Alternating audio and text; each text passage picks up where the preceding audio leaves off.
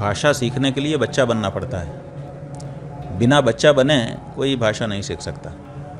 तो स्वाभाविक है कि हम भी बच्चा बनेंगे तभी सीख सकेंगे, इसलिए बच्चा बने हैं। महाराष्ट्र में उन लोगों से जो दूसरी भाषा नहीं जानते हैं, केवल मराठी जानते हैं, उनसे संवाद स्थापित कर सकें, तो उसका इसी में उपयोग होगा। आप अगर इस तरह से परेशान करोगे तो फिर लोग यहाँ आना बंद करेंगे। फिर जो काम बाहर वाले आकर के यहाँ कर दे रहे हैं वो काम आपको खुद करना पड़ेगा। जैसे मुस्लिम देशों में हम लोग देखते हैं कि भारत के लोग जा कर के वहाँ पे काम कर रहे हैं और वहाँ के लोग राजा बने घूम रहे हैं। ऐसे ही महाराष्ट्र के लोग राजा बने घूम रहे हैं। दूसरे प्रांतों के लोग आकर के परप्रांतीय यहाँ पे सब काम कर रहे हैं। रोजी रोटी तो कहीं भी मिल जाती है। लोगों ने कहाँ जावा सुमात्रा जा कर के रोजी रोटी प्राप्त कर ली है, तो जिसको रोजी रोटी का ही मामला है वो यहाँ से कहीं दूसरी जगह खिसक जाएगा। उसके बाद हर काम आपको करना पड़ेगा। तो ये भी तो विचार करने की ज़रूरत है। जब महाराज जी आपको मराठी सिखाया जा रहा तब हमने देखा आप काफ़ी इंटरेस्ट के साथ सीख रहे थे और 2 दिन में आपने काफ़ी अच्छा बोला हम लोगों से।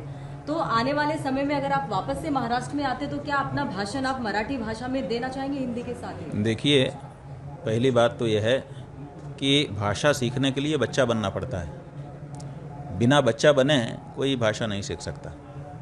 तो स्वाभाविक है कि हम भी बच्चा बनेंगे तभी सीख सकेंगे, इसलिए बच्चा बने हैं। और हम सीख क्यों रहे हैं?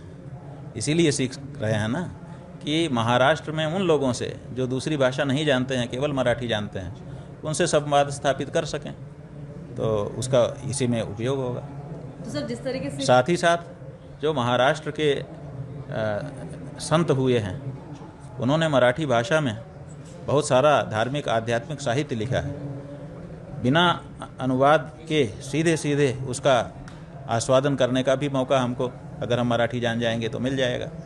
तो ये भी हमारे लिए एक दूसरा लाभ होगा।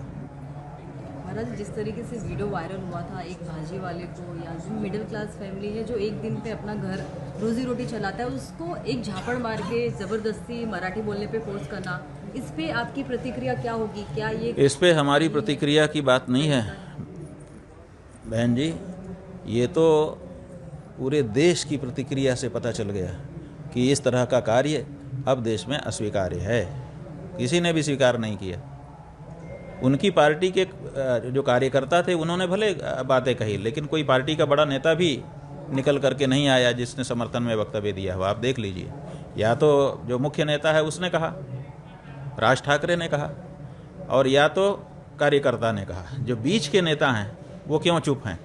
इसी से अंदाज़ा लगा लीजिए कि उनको भी ठीक नहीं लगा है और उनको भी बोलने पर लग रहा है कि हम बोलेंगे तो हमको भी शर्म ही आएगी, इसीलिए वो भी नहीं बोल रहे हैं। सर इससे पहले भी उत्तर भारतीयों को टारगेट किया गया था, मारा पीटा गया था, फिर से एक बार कहीं ना कहीं किसी मुद्दे को लेकर उत्तर भारतीय को ही महाराष्ट्र में टारगेट किया जा रहा है।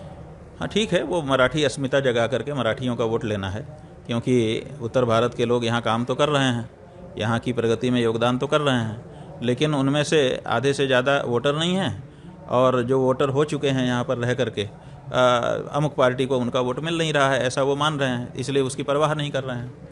लेकिन आप अगर इस तरह से परेशान करोगे तो फिर लोग यहाँ आना बंद करेंगे।